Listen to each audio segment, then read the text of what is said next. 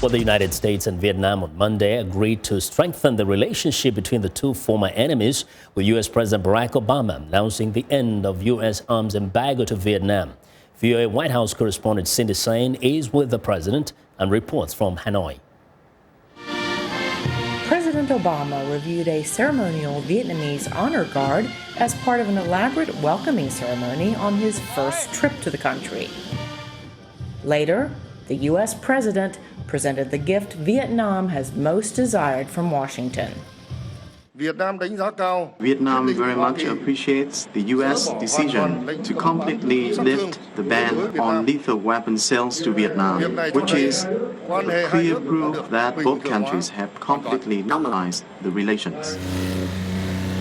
Vietnam is wary about the increasing maritime assertiveness of its northern neighbor, China, which is 29 times larger. The two countries have a territorial dispute in the South China Sea that has strained relations between the two normally allied communist governments in Hanoi and Beijing. But President Obama said the decision to allow weapon sales to Vietnam is not based on China, although Chinese authorities are not likely to accept that interpretation. Given all the work we do together across the spectrum of economic, trade, security, humanitarian efforts, that it was appropriate for us not to have a blanket across-the-board ban. The two countries, for now it seems, have agreed to disagree on the thorniest issue dividing them: Vietnam's poor record on human rights. On Tuesday, Obama is expected to meet with civil society members here in the capital before departing for Ho Chi Minh City, where the visit will likely turn to trade and business ties. According to the White House, bilateral trade has nearly tripled in the last 7 years and now tops $45 billion annually. Cindy Sain, VOA News, Hanoi.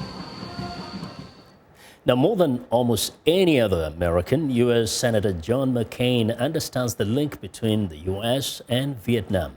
McCain spent more than 5 years as a prisoner of war during the Vietnam War, enduring great physical and mental pain.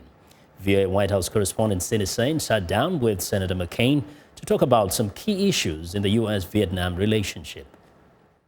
I think it's entirely appropriate. I think that the relations between our two countries have improved. We have common interest and common adversaries. I also think it's important for the president to emphasize the importance of our relationship, but I also hope that and believe the president should talk about the fact that there is still a lot of progress to be made in human rights. I think he should raise our solidarity with Vietnam as regards to freedom of the oceans, that the Chinese behavior is provocative and in violation of international law, that our bonds of friendship and our relationship in things like scholarship programs and others and exchange programs are excellent. Programs that need to be improved between our two military to military and such thing as humanitarian crises or disaster relief, all of those need to be improved. American port visits, but the president should also point out that there is significant progress that needs to be made as far as freedom of speech, treatment of Buddhists, treatment of the minorities who live in the hills and mountains of Vietnam, and we expect those improvements to be made. Right. A number of lawmakers have been critical of the president's trip to Vietnam, and Human Rights Watch says the government in Hanoi is one of the most repressive in the world. What is your take? Has Vietnam been making progress on its human rights record, or is it actually backsliding? I think that Vietnam has made some progress. There is certainly significant scholarship programs for Vietnamese students, both in Vietnam and here in the United States. There has been increased commercial ties, but it is a reality that their human rights record needs to be significantly improved. And every time I meet with my Vietnamese friends, and we do have normal relations, I emphasize that to them. I also emphasize when I can see progress made. I praise them for it. But I also, when they arrest someone who is a blogger that they didn't like or something like that, I also point that out to them. Right now, they are facing an aggressive China. They are facing a nation that is violating international law by filling in these islands and establishing military there. They have interfered with Vietnamese fishing boats in Vietnamese waters.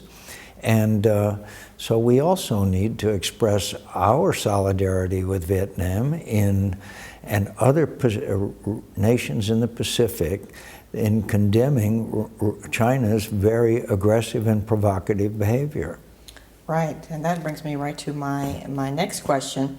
It would seem that there is some internal debate going on right now within the Obama administration about whether to completely lift the U.S. arms embargo on Vietnam. Mm-hmm. Some say no, because the U.S. would lose all leverage on human rights concerns, and others in the Defense Department seem to tend to view the move as a key strategic step to bolster ties between Hanoi and Washington to counter China's increasingly aggressive actions in the region. Mm-hmm. Where do you come down on lifting the arms embargo?